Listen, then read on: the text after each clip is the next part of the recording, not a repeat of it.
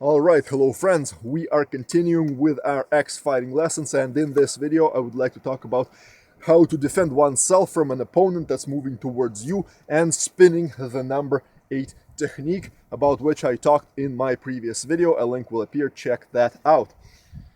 But a lot of people ask me to talk on this subject and make a video lesson on how to defend yourself against such a very powerful and effective technique. So here we go.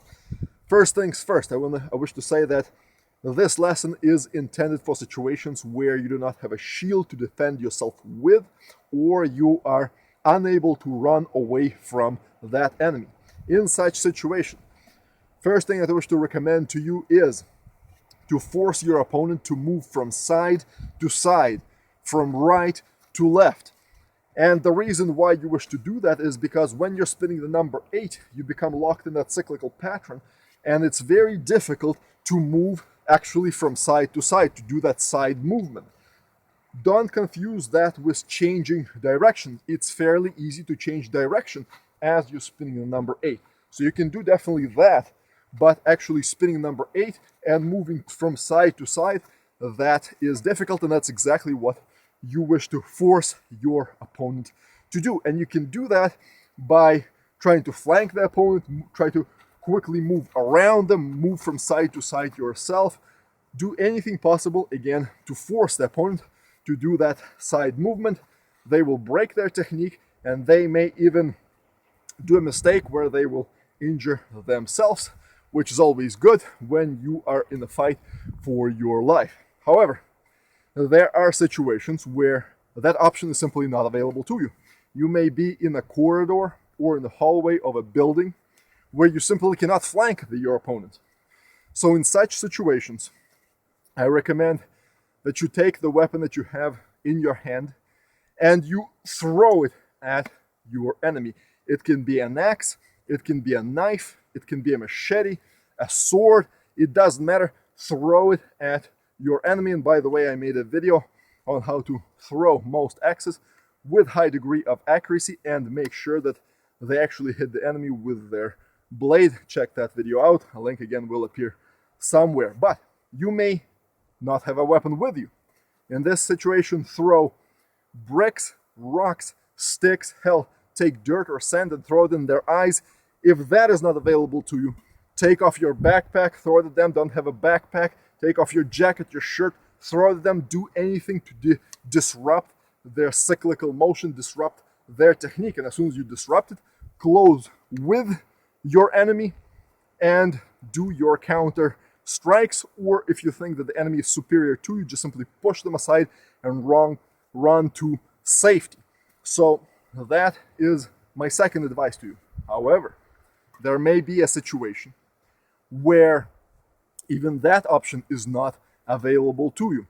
Say you are again in a concrete building, in a hallway, you have no weapon, you have nothing to throw at your enemy, and you are unable to take anything from you to throw at your enemy as well. So in this situation, and this option is highly unrecommended, it's basically your last resort, and that is when your enemy's weapon, their axe, passes that 90-degree angle on the downward trajectory towards their leg.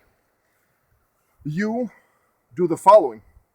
Like a wrestler, like a jiu-jitsu fighter or a rugby player, you jump and try to tackle them. And look what happens. As their axe is going down, say past that distance of your hip, it is going towards their leg, about to finish that downward trajectory and start coming up, but right at that very moment you jump on them, you try to tackle them, and your objective is to lock this arm, either with your arm or simply by pressing your torso, your body against it. Thus you disrupt their technique. The axe is already down, so it's not up here that it can still fall on your back simply by its weight.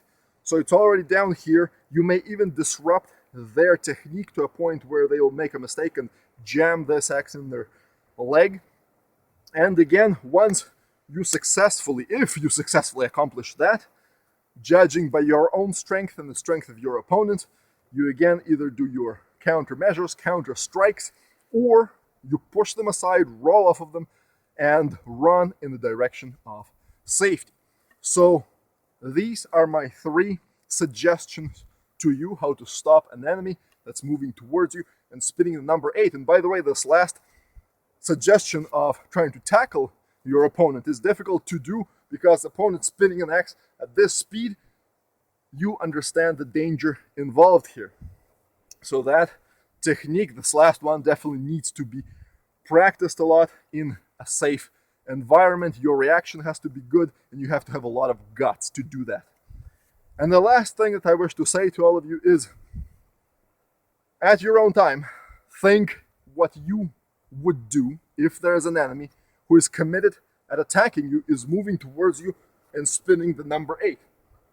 Think of what you would do and post your comments, thoughts, suggestions below, or better yet, make videos on this subject.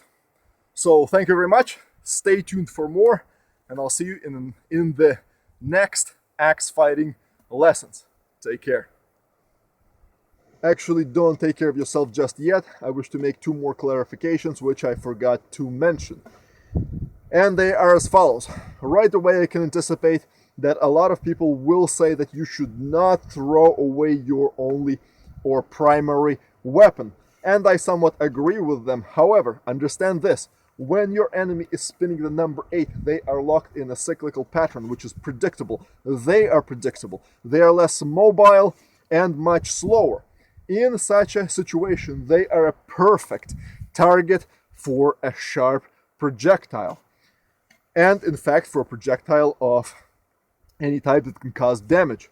So that is why I do recommend that you throw your weapon at them, because you can actually hit them with high degree of accuracy. Now, I also wish to say that there are other ways that you can neutralize an opponent that is spinning number 8 and moving towards you, and I will talk about them in future videos, so stay tuned for that. Now you can take care of yourself.